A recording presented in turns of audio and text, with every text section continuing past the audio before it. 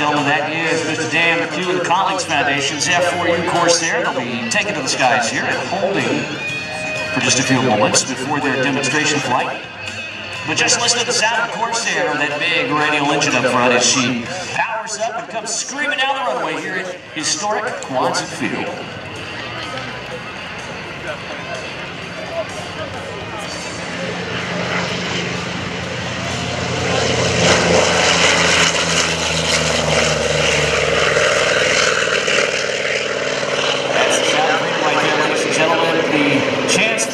Corsair right there, the F4U Corsair, one of the primary fighters for the United States Navy. Just an incredible airplane, built for World War II, carrier capable, of course, but all the way up into Korea was that Corsair in service. Just a terrific, terrific airplane, and we're so happy to have Dan McCue flying it here today. One pilot on board, about 33 feet long, wingspan of over 41 feet. Big power plant up front there, it's that R2800. Developing about 2,000 horsepower. Ladies and gentlemen, turn your heads around to the backside. Mr. Dan McCue is going to be bringing the F4U Corsair high overhead, right from behind. Please welcome the F4U Corsair.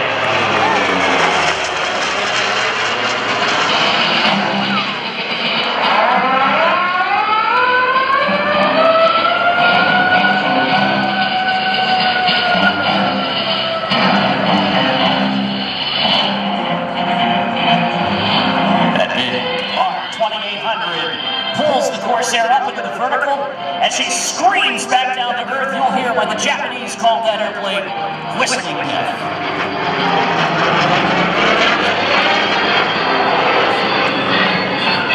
One of the most distinctive designs ever employed by a fighter aircraft, the Rhode F4U Corsair lives as one of the most famous fighters built during World War II.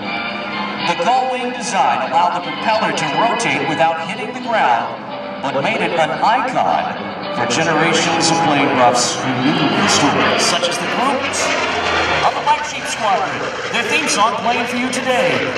Famed Pappy Boynton commanded the Black Sheep, and that aircraft lives as an icon forever because not only of Pappy Boynton's command, but also the television show and series, The Black Sheep Squadron.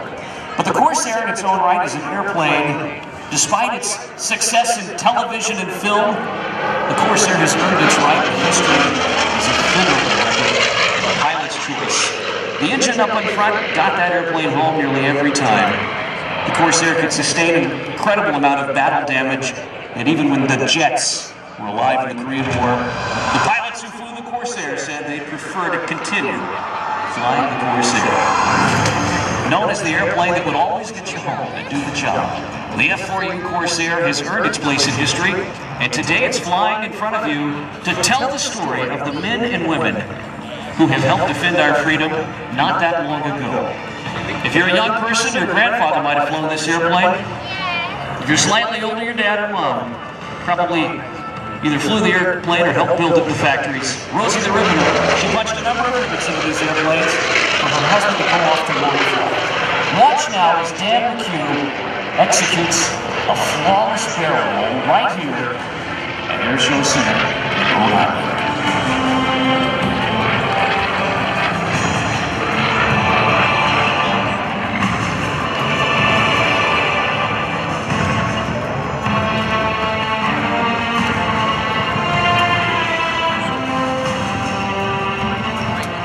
The United States Navy version of the Corsair, equipped with a tail hook, could land aboard a carrier.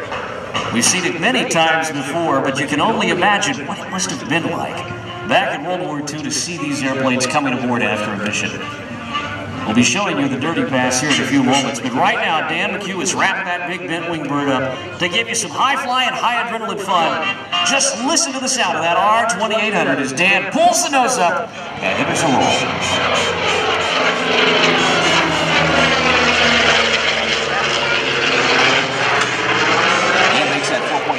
Roll look easy, that massive Corsair. The big pod on one wing, well, that's a radar pod. The pod on the underside, that would have been for fuel. These airplanes were known for their endurance. Truly, an endurance bird. Max range of nearly 1,100 miles, service ceiling of over 41,000 feet, and a maximum speed of just over 400 miles an hour. That R2800 Pratt & Whitney engine could really get the job done, not only pulling the aircraft through the air, but also the reliability, as we said before. To give you some ideas of just how large this airplane is, and it truly is a large aircraft. The wingspan is over 41 feet.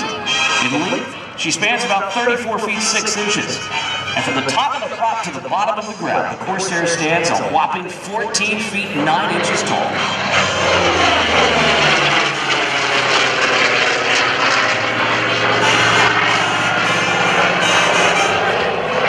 Dan McCue getting a workout today up there. You can just imagine how heavy that airplane could be. 14,000-pound maximum weight, with an empty weight, meaning everything's out of it, including the fuel and the oil, of just over 9,600 pounds. It's a big bird.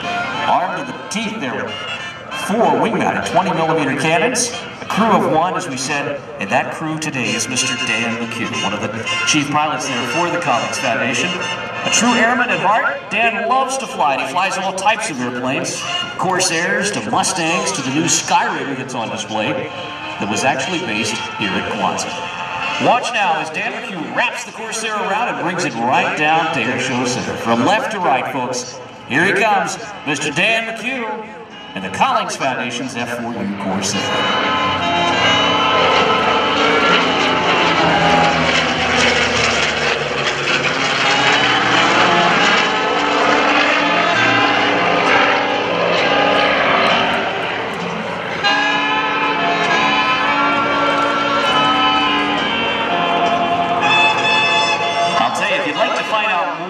Collings Foundation. I'd enjoy sending you to our website. It's warbirdradio.com. Just run a search on there for Collings Foundation. It's a great group based in Stowe, Massachusetts, who helps honor our airmen of past and present by flying the iconic airplanes from World War II today. The Collings Foundation, in addition to operating this F4U Corsair, has recently acquired an ME-262. That's the first jet fighter that the Luftwaffe had in service back in World War II. If you run a search for Abraham Lincoln on Google and notice the number of hits, and then run one for the ME-262, the ME-262 actually has more information on it than Abe Lincoln. Hard to believe, but the Collings Foundation does a great job. And here in front of you for that photo moment is Mr. Dan McCue of the F4U Corsair.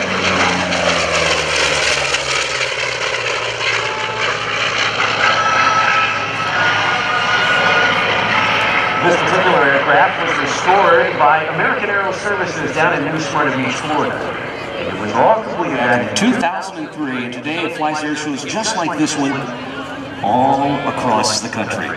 If you'd like to take a ride on one of the Collings Foundation airplanes, including the B-17, maybe the B-24, hey, how about that new ME-262? You can find out more about them by just visiting their Wings of Freedom Tour website. Just run a search for Collings Foundation, or remember collingsfoundation.org.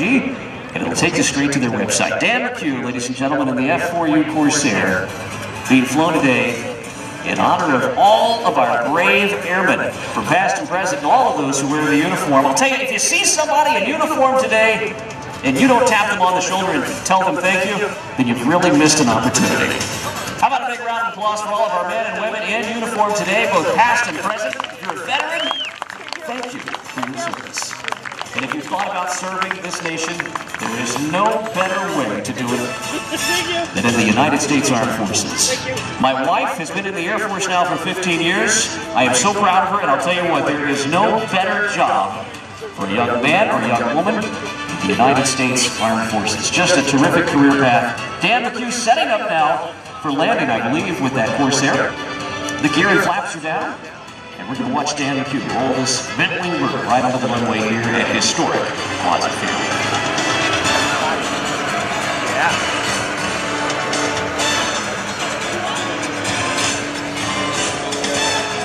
Let's go back in time now to the 1940s on that pitching ship deck. You can just imagine the Corsair pilot lining up on the end of the runway after a long mission, trying to find that aircraft carrier.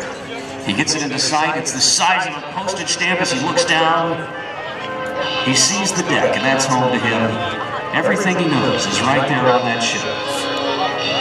all he has to do now is land it on that pitching deck after a long mission, and then go below down to the mess deck, get something to eat, go to bed, do it all again the next day. Imagine, if you will, ladies and gentlemen, as Dan McCue brings that airplane down like it's landing on a feather pillow. A far cry from what that airplane had to do in the past. But here he goes, ladies and gentlemen, Dan McCue in the F4U Corsair, touching down ever so gently. Hard to believe when you go see that airplane that guys used to go off to war with that thing.